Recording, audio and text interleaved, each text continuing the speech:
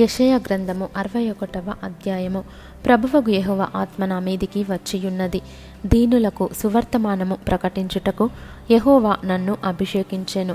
నలిగిన హృదయము గలవారిని దృఢపరచుటకును, చెరలోనున్న వారికి విడుదలను, బంధింపబడిన వారికి విముక్తిని ప్రకటించుటకును, యెహోవా హితవత్సరమును మన దేవుని ప్రతిదండన దినమును ప్రకటించుటకును, దుఃఖాక్రాంతులందరినీ ఓదార్చుటకును, సియోనులో దుఃఖించు వారికి ఉల్లాస వస్త్రములు ధరింపజేయుటకును, బూడిదకు ప్రతిగా పూదండను, దుఃఖమునకు ప్రతిగా ఆనంద తైలమును, భారభరితమైన ఆత్మకు ప్రతిగా స్తుతి వస్త్రమును వారికిచ్చుటకును ఆయన నన్ను పంపియున్నాడు.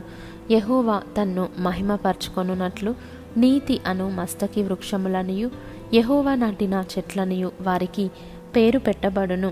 చాలా కాలము నుండి పాడుగానున్న స్థలములను వారు కట్టుదురు, పూర్వమున పాడైన స్థలములను కట్టుదురు, పాడైన పట్టణములను నూతనముగా స్థాపింతురు, తరతరముల నుండి శిథిలములయ్యున్న పురములను బాగుచేయుదురు.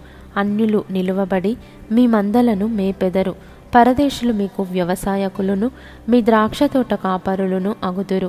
మీరు యెహోవాకు యాజకులనబడుదురు, వారు మా దేవుని పరిచారకులని మనుష్యులు మిమ్మును గూర్చి చెప్పుదురు.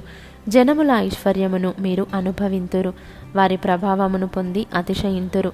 మీ అవమానమునకు ప్రతిగా రెట్టింపు ఘనత నొందుదురు, నిందకు ప్రతిగా తాము పొందిన భాగము ననుభవించి వారు సంతోషింతురు. వారు తమ దేశములో రెట్టింపు భాగమునకు కర్తలగుదురు, నిత్యానందము వారికి కలుగును. ఏలయనగా న్యాయము చేయుట యెహోవానగు నాకిష్టము. ఒకడు అన్యాయముగా ఒకని సొత్తు పట్టుకొనుట నాకు అసహ్యము. సత్యమును బట్టి వారి క్రియాఫలమును వారికిచ్చుచు వారితో నిత్య నిబంధన చేయుదును. జనములలో వారి సంతతి తెలియబడును, జనముల మధ్యను వారి సంతానము ప్రసిద్ధి నొందును. వారు యెహోవా ఆశీర్వదించిన జనమని వారిని చూచిన వారందరూ ఒప్పుకొందురు. శృంగారమైన పాగా ధరించుకొనిన పెండ్లి కుమారుని రీతిగాను, ఆభరణములతో అలంకరించుకొనిన పెండ్లి కుమార్తె రీతిగాను ఆయన రక్షణ వస్త్రములను నాకు ధరింపజేసి ఉన్నాడు. నీతి అను పైబట్టను నాకు ధరింపజేసి ఉన్నాడు. కాగా యెహోవాను బట్టి మహానందముతో నేను ఆనందించుచున్నాను. నా దేవుని బట్టి నా ఆత్మ ఉల్లసించుచున్నది.